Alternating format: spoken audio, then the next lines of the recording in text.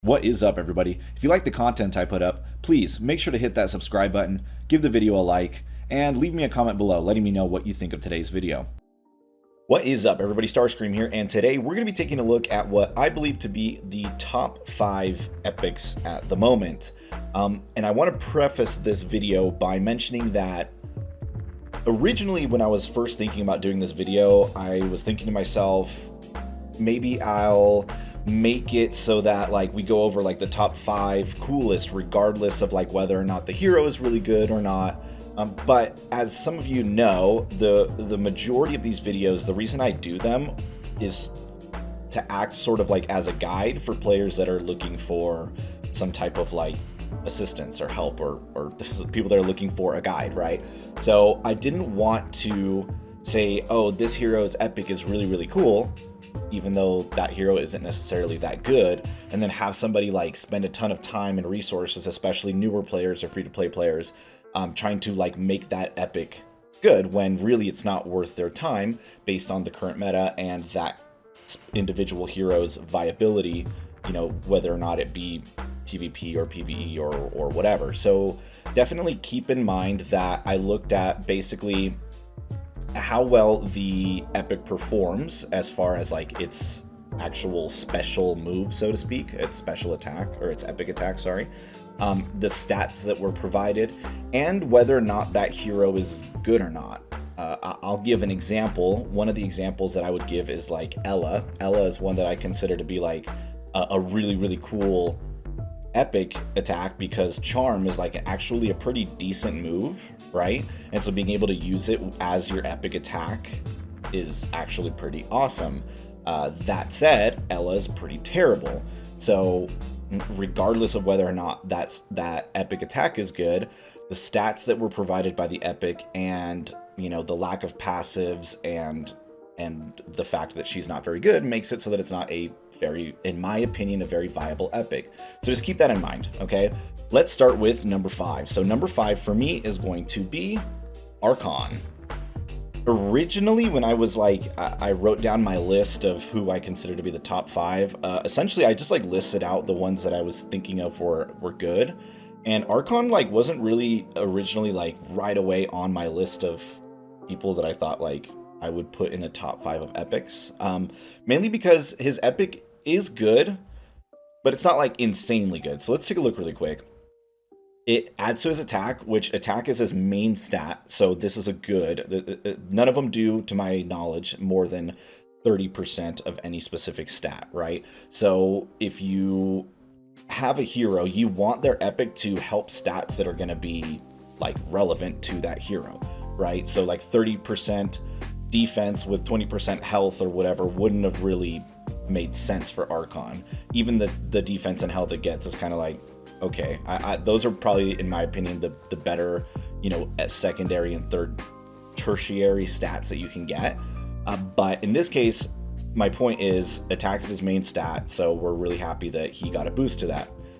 The effect itself is okay, 30% chance, which is added upon if you have enabler runes, obviously, but they do 2 armor piercing melee physical attacks, dealing 2 times damage with 100% chance to wound. So wound is a really, really good debuff, and his basic attack already does a pretty decent amount of damage. So having it do 200% damage and twice and have it be armor piercing are all really, really cool things, right? If the enemy is killed, this attack will be repeated. So as long as he kills that enemy, which if he hits, he's going to do a decent amount of damage.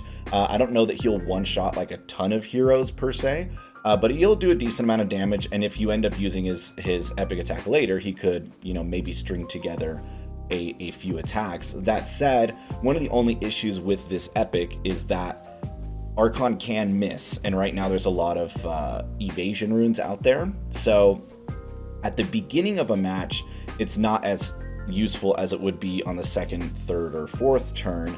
So it kind of has that working against it. That said, Archon is an extremely good hero, and that's probably the only reason he was above a few of the other heroes that I had that almost made the cut for top 5. Some of the other heroes that I had were good, but just not viable enough to be somebody that I think you should work on. I'll give you another example. Shade, I think, has a pretty decent epic effect and ability, but because nobody really uses him, at least at high level, in PvP or PvE, or even, you know, boss invasions or anything like that, I didn't feel like it would be prudent to recommend that you guys work on that epic, because again, you're not really going to be using him much. Okay, so moving in at number 4, we are going to go with Jin Lai. Jin Lai is kind of an interesting one because very rarely are people really using his epic attack as an attack, which sounds kind of dumb, but his epic attack is not bad, but it's single target and it applies shock to all enemies. So if it hits, awesome. But he's slow, there's a lot of evasion, and with a single target, you know, there's a lot of things that could go wrong with it. But what makes his epic so insanely good is that A, it adds to his attack, which is one of his primary functions as a hero. Defense and health are the two best second and tertiary, I hate saying that, second and third, let's just say second and third stats that you can get, because they really complement most of his builds. But the main thing that makes this really, really good is that it adds this epic veil of voltage. Epic veil of voltage, in case you're unaware, is this passive here where all allies gain 25% damage reduction and gain +1 energy whenever they deal damage to a shocked enemy. Honor-bound allies gain double this effect and chance to shock on crit. So like, this passive is phenomenal. Any passive that gives blanket buffs or some type of advantage to your team over all of your team is phenomenal. On top of it, if they are honor-bound, then they get double that, which is amazing. Right? You're going to be shocking your enemies a lot with Jin, whether it be follow-up attacks from Dagon, whether it be, you know, you hitting somebody with his epic and then shock getting applied to everybody. So that secondary effect of gaining +1 energy whenever they deal damage to a shocked enemy is going to be happening a lot with it. All this really did was it turned a really, really good hero into an even better hero, into like an over-the-top, really, really good hero. So this epic is definitely one that, if you're considering which ones you should be prioritizing, definitely should be one that you work on, but won't be necessarily one where you're equipping any enabler runes to him, because you're not super worried about doing his epic attack. Yeah, it's not terrible, but it's not one that, like, it's not the main way that you'd be using him. All right, moving on to number 3. Number 3 for me is going to be Pontifex Mortis. If you have the Plaguemancer skin, great. Pontifex Mortis's epic is amazing. You might have seen it used quite a bit. It had a little run where it was actually used a lot in PvP. I'd say it's not used so much in PvP anymore, but it's still not there in PvP. More so, this is just an overall really, really good epic.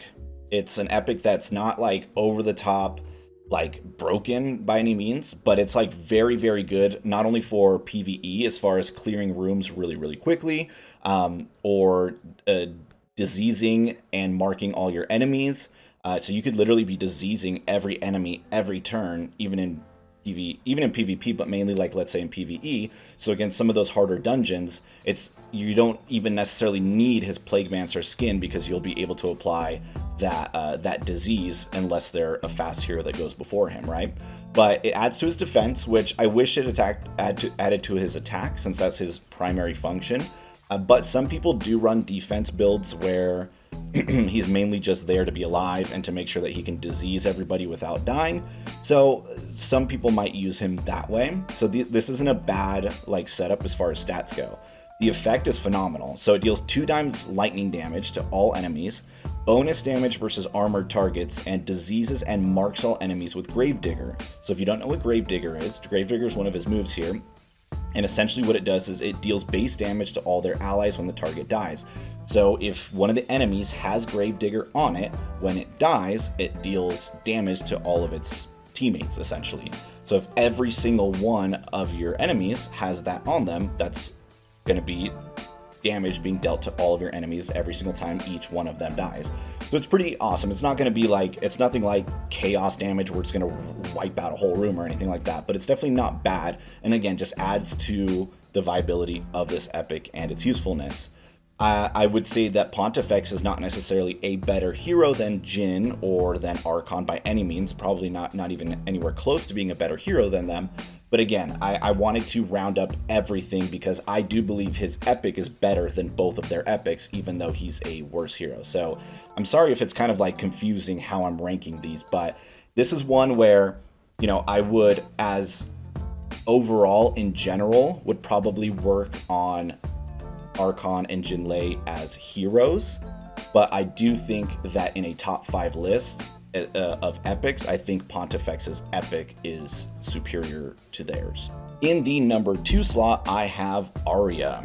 Aria overall is just a pretty good hero. I've consistently ranked her pretty high. She had, kind of like some of the other heroes, she's had her time to shine in the past where she was like a main meta PvP hero. I'd say she's not so much anymore. You will see her a little bit in top level play, more so I'd say probably in let's say level 50 to level 75 play, more so than you will see at level 80. That said, I do think she has one of the best epics in the game. And while she doesn't get a passive per se from it, it makes the passive that she already has, which is her dodging retaliation passive, a lot stronger. So regardless, if she hits an enemy with her epic, she's going to be dealing 2 times damage. That said, what you're really going for is a retaliation attack, which is going to deal 4 times damage. So a counter attack with Aria is going to do 2 hits of her epic attack, each epic doing double damage, right? When you pair this with shield piercing runes, at least 1 shield piercing rune, and let's say maybe a chaos rune, and then like 3 enablers to give her maximum like 100% epic attack chance, she turns into an absolute nightmare, assuming she's going against heroes that can miss. She can easily one-shot even meta heroes, except for, let's say, Dagon, because Dagon's a dwarf and can't miss, so it's not going to really help against him. But against a lot of the other heroes, even, you know, one that we mentioned like Archon, heroes like, let's say, Miko, if they miss her and she retaliates, she's going to completely wipe them out. Her epic adds to her attack, which, again, attack being her primary stat that we're trying to focus on for the most part, because you want those retaliation attacks to be doing a ton of damage. But the fact that, like, she has these traits that are going to be buffing her even further, along with the epic, makes this, like, I think an insanely strong epic that the only reason she's not more viable right now is because of some of these heroes that can't miss, that are kind of like leading the meta. But as far as like how good the epic is paired with, like, if we're averaging out how good the epic is with how good the hero is, I think this is like super good. And I mean, I'll probably get people arguing with me on this placement here as far as hers being better than Jin Lai or than Pontifex. But again, remember that this is all my opinion, so take everything with a grain of salt. But anyways, this is one that if you have her and you're considering should you work on her epic, I would always say, yeah, you should probably have Aria with her epic, because without her epic, she goes from being like an A rank hero to like being, in my opinion, a B minus easily.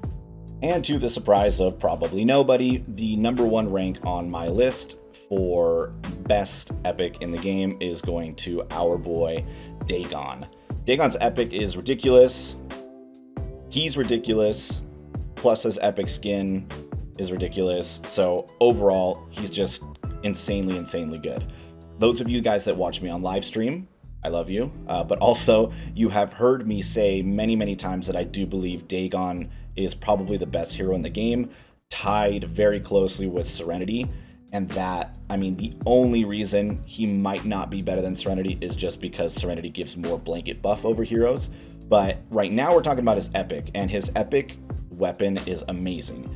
It adds to his attack, which is exactly what we want. It has a chance to deal 1.3 ranged lightning damage to all enemies, and paralyze, which they had to tone this down. You'll notice most of the other ones are ×2 damage, and his is ×1.3, because his basic attack already does so much damage. So he's doing a ridiculous amount of lightning damage, and on top of it is paralyzing, which is probably one of the best debuffs in the game.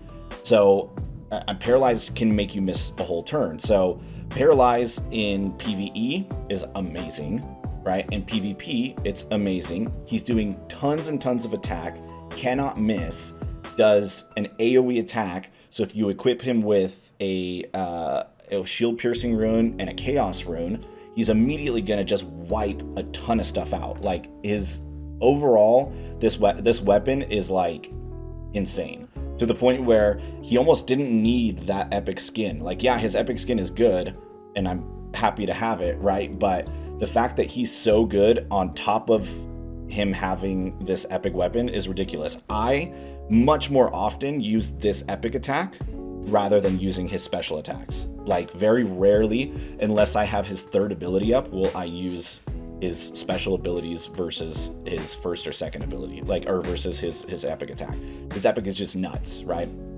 Now, while we're still talking about this, I do want to clarify a couple things. I have not used Agnon, Kelpie, or what's the other new one?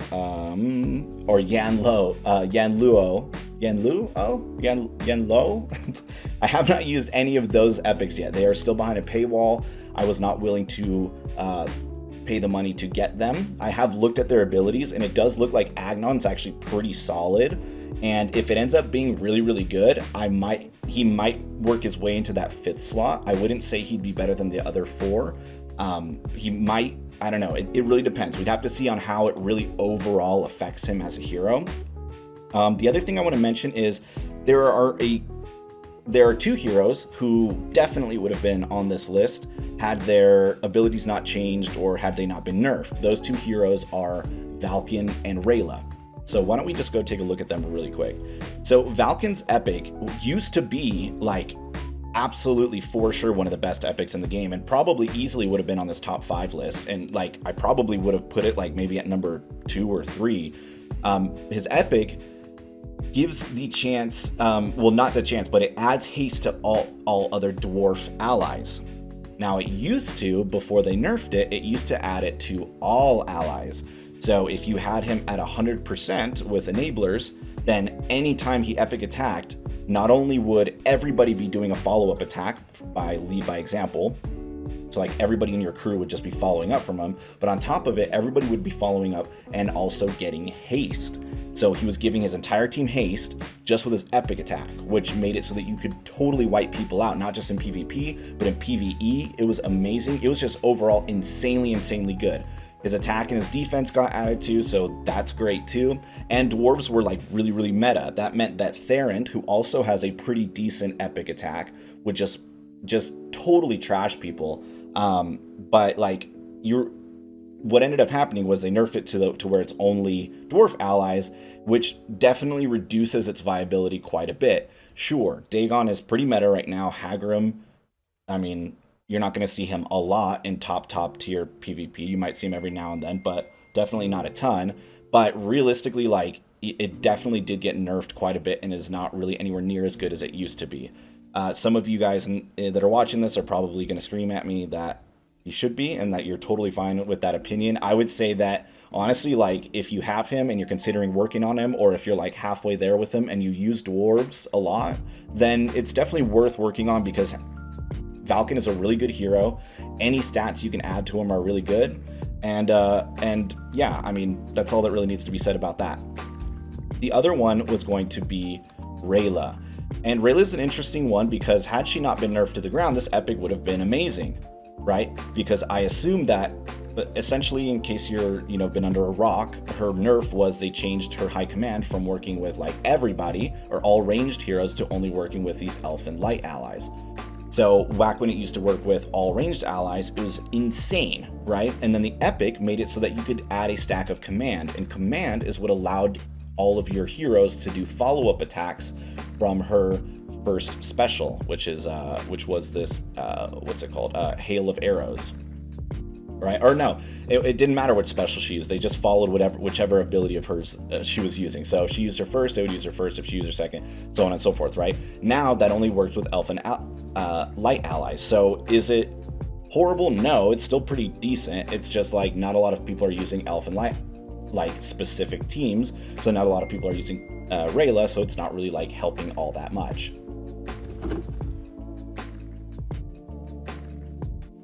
Now, I have seen sort of a resurgence of her in PvP defenses more than I was in the last few months, so she might make a comeback, and you never know, like, moving forward, whether or not they might release a new elf or, you know, another light hero. You know, they just released Lorelei. So who knows, she might become meta again. So if you are kind of like the same thing with Valken, if you're already working on it and you think that you like her and she's somebody that you use a bit, then I wouldn't say it's like terrible to work on it. It adds to her stats like always, and you know, if she becomes meta, a little bit more meta in the future based on other hero releases, then this might be a lot better. But at the moment, I'm not going to like recommend that you work on it as much as I would like a Valken or anybody else in that top 5 list. As far as other heroes that were on this list, I had a few that I felt like had really cool epics, but because of the fact that they as heroes are not really that great right now, I didn't want to put them in this list, as far as in that top 5 list, or even really in like, I guess if I had to do a top 10 list, I could, but realistically, like, some of them I just wouldn't recommend that you work on, just because I don't recommend that you use that hero. So I don't want you to waste resources on that, right? One of them, for example, being Zola. I think Zola's epic is super cool. It can add that statue effect, or it can make all their enemies stoned, I guess is the way you would say. I'm not really sure how else to say that, but but I wouldn't recommend working on it just because she's not like super viable right now, and she's not really viable almost to any degree, whether that be in PvP or PvE. If you can keep her alive long enough in PvE, and you have a bunch of enablers on her and a team to back her up like Grondor and stuff, it might help to be able to stone the enemies every round because she's fast. So like that could be one way you could use it. But once you get to like those chaos islands, some of them might be immune to it. So again, like, it's a really cool, unique epic, and I like the ability. I just wish that she was better so that she could benefit from having such a cool epic. Other ones on the list would be Ella, which I mentioned earlier. Selwyn's epic puts him back into ice form, which is pretty awesome. You can, like, if used correctly, you can kind of keep him in an infinite ice loop where he comes out, attacks, goes back into ice, attacks, comes back into ice, which could be used with Alrakis or something like that, but it's only going to help you so far. And with the prevalence of chaos damage and, you know, other form mitigating moves, I would say that, again, I couldn't recommend anybody to work on that epic. And the last two were Shade and Theron, who I had already mentioned, which again, I do believe have decent attacks. I think Theron's epic is really good. It does an attack that hits an opponent, does splash damage on everybody else, and then applies wounded to everybody. So it's actually pretty solid. And if Theron was a little bit more meta, I think he could have been on this top 5 list. I mean, his epic is pretty solid. And I already mentioned Shade applying his blanket, you know, shroud to everybody on your team, which is a good ability if Shade was being used more, right? But those would probably be the best ones. All the ones that, you know, the top 5 that I already listed and the ones that I just mentioned would probably be the best ones in the game at the moment.